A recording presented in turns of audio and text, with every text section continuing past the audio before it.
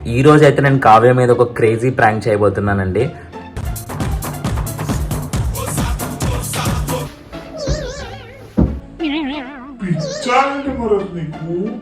అంది పడుకున్నట్టు పడుకున్నావు. టైం ఎంత అయింది అనుకుంటున్నావు?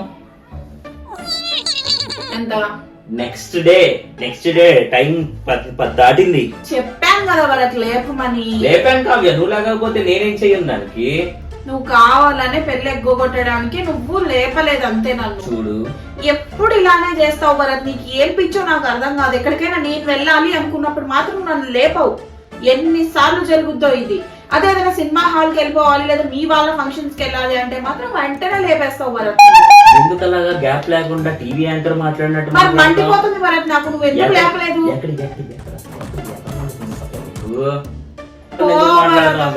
అప్సెట్ చేస్తావు. ఎంత ప్రిపేర్ అయ్యానో వెళ్దాం అందరిని మీట్ అవుదామని.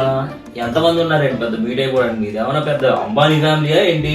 టిపిత్తి వారికి గట్టి పిత్తితే ఒక 10 మంది ఉంటారు.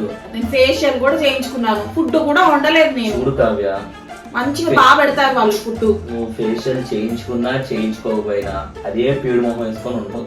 అర్థమైందా? పెద్ద డిఫరెన్స్ ఏమి ఉండదు. ఫేషియల్ చేయించుకున్నావు అనుకో, ఓహో చేయించుకున్నావా అని అడగాల. అనవసరంగా నువ్వు పెంట చేసుకోకు చెప్తున్నాను. నేనేం పెంట, నా బాధ ఏముంది? దగ్గరుండి మాన్పించేసావు. సంతోషమే కదా, హ్యాపీగా ఉన్నావు కదా. మోహన్లో తెలుస్తున్నా వెళ్ళలేదు అమ్మయ్యా ఏ అని. ఎక్కడికైనా రమ్మంటే నీకు ఎక్కడ నొప్పి వస్తుందో బాబోయ్. ఎక్కడ లేని డ్రామాలన్నీ చేస్తావు భరత్. అసలు ఈసారి నేను నీకు రాకపోతే ముందే చెప్పి నేనన్నా పోతా. నేను వద్దామనే ఇది అయ్యాను. నువ్వు పడుకున్నావు, అందులో పడుకున్నావు. నువ్వు లెగలేదు, గురకలు పెట్టుకుంటూ, అది కూడా ఏదో పెద్ద ఇంకా పైన రూఫ్ టాప్ ఎగిరిపోయేంత రేంజ్ లో గురకలు పెట్టుకుంటూ నిద్రపోయావు.